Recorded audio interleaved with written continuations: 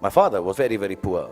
He was unemployed and struggling to make ends meet for 15 years of my life that I had the privilege of knowing him.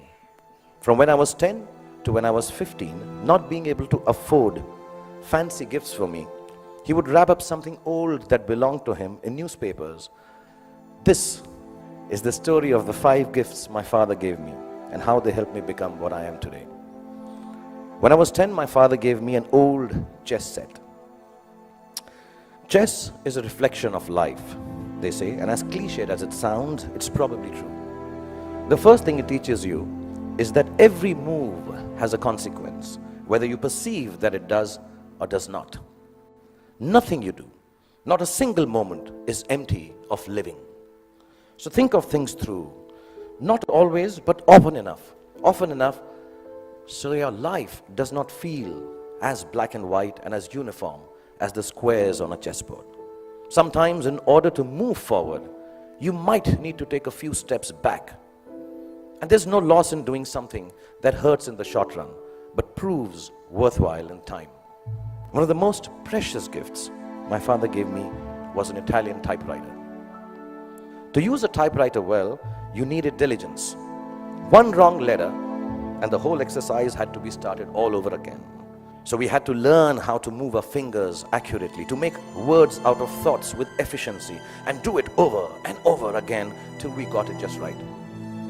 As an adult, I have come to understand that there is nothing of more value than your capacity for diligence and your ability to work hard. If you can outwork your adversaries, you can ensure your own success in whatever it is you choose to do. Whatever you're doing, do it once. Then do it one more time, even more carefully. Practice will make everything seem easier. Be diligent, be thorough. Think of every job you do as the first one. So you have to get it right or you won't be able to impress everyone.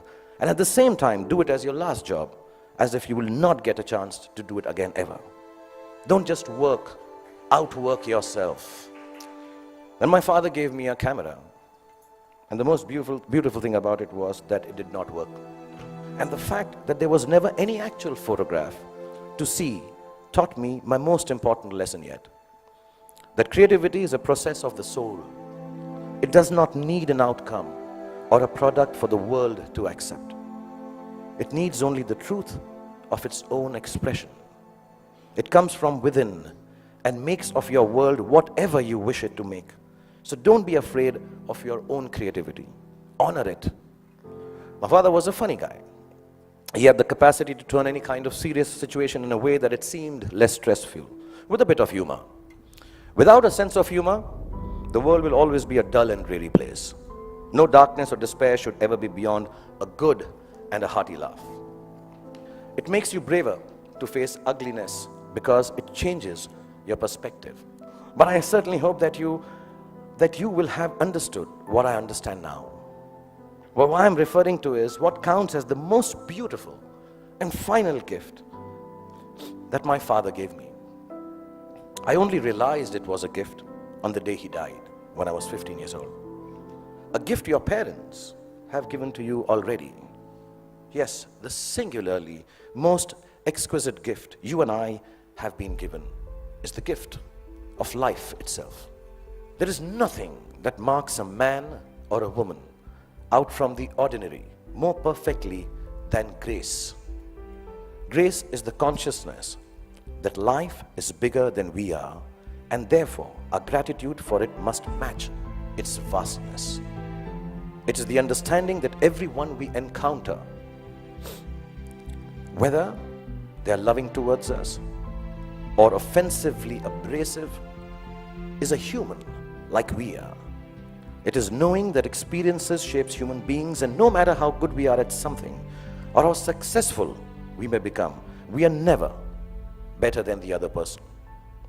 If you can live your life with grace towards those around you, feeling free, the freedom to be yourself, to listen to your inner voice and never let anyone tell you who you are or who you ought to be, including me. These are the only years of your life in which you will be allowed to make regret-free mistakes. As you do so, you will chance upon your dreams and hopefully make a happy life out of their fulfillment. You will know that the bulk of your regrets are from not having done what you wish to do. Go forth, be free, have fun, make wrong choices, make mistakes. You will still succeed. And when you succeed, don't forget to thank your least favorite teacher, because he or she actually cared for you